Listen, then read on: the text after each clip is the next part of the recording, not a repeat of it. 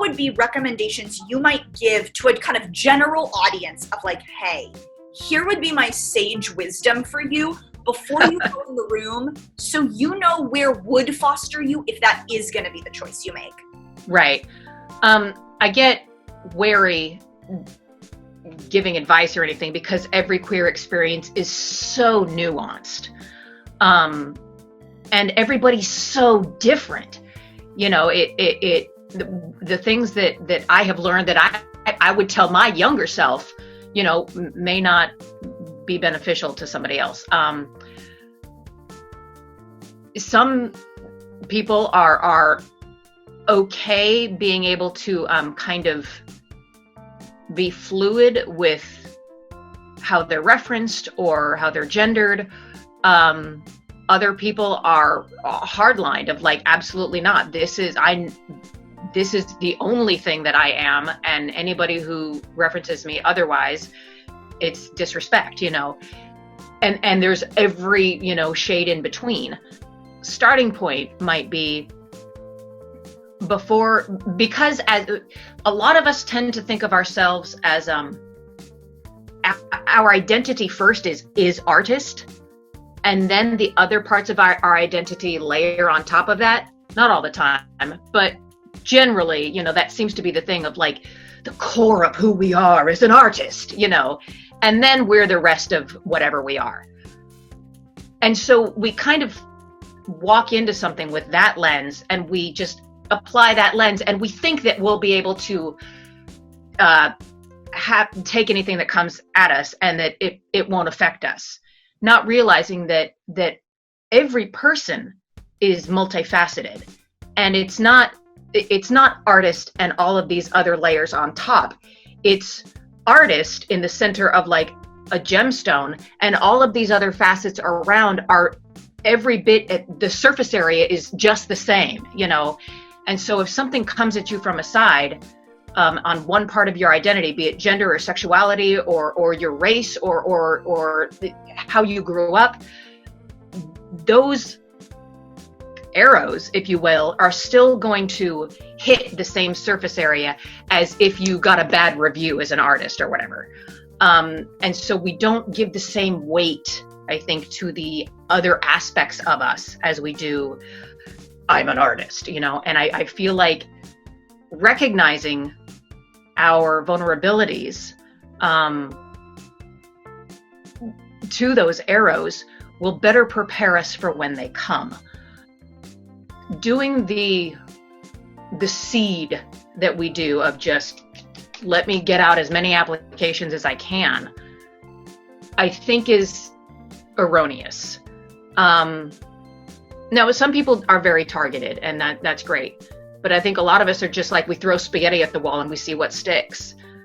And then that's where a lot of the sorrow ends up coming from, is we haven't done enough time in looking at the pamphlets, researching the demographics, researching if there's gonna be people there that look like us, that have similar experiences that we can form friendships with, if there are professors there that will hear us, you know, for whatever that's worth.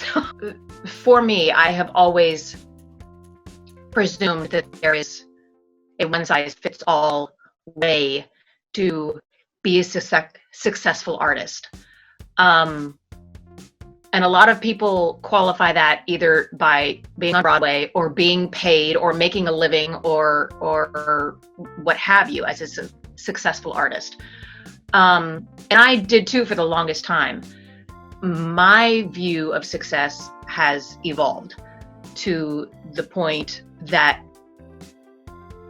would I love to pay all of my bills this way? Sure, who wouldn't? I no longer apply that viewpoint to the idea of latent talent. I have seen and worked with so many artists and makers that don't even have, you know, much less a master's degree. They've never, you know, gone through, they don't have a bachelor's, you know, And I used to think that you could only be legitimate if you had some sort of training like that. And what I've come to understand is experience matters. Experience matters 100%. Schooling always doesn't. And just because somebody is getting paid doesn't mean that they are creative. It doesn't mean that they are contributing to the artistic community. And just because somebody's not getting paid or not even getting recognized doesn't mean that they are not brilliant artists. And I feel like a lot of people think that because they didn't get that role or they didn't get that offer, that they're trash. And this isn't a thing of like, you're special and everything that you do contributes. That's not what I'm saying. That we've all heard that, and that's what our mommies tell us to make us feel better.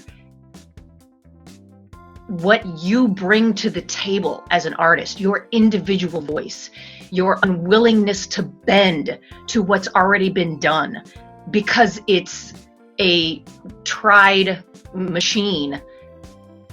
I feel like it's stale when people keep producing the same thing over and over.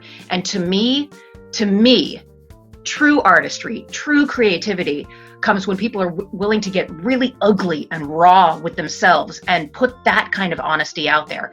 And I get really passionate about what audiences are, willing to sit in the chair for and pay their money for and not be challenged versus the dark backroom black box theater putting out insane work. That's why there's so many different types of theaters, because there's so many different types of personalities and interests and things that you find attractive. What has been commercially successful, we often think that that is the only way. And I challenge anybody to start deconstructing that accepted notion that even though this weird, strange black box thing over here may not be your cup of tea, it's still valid art.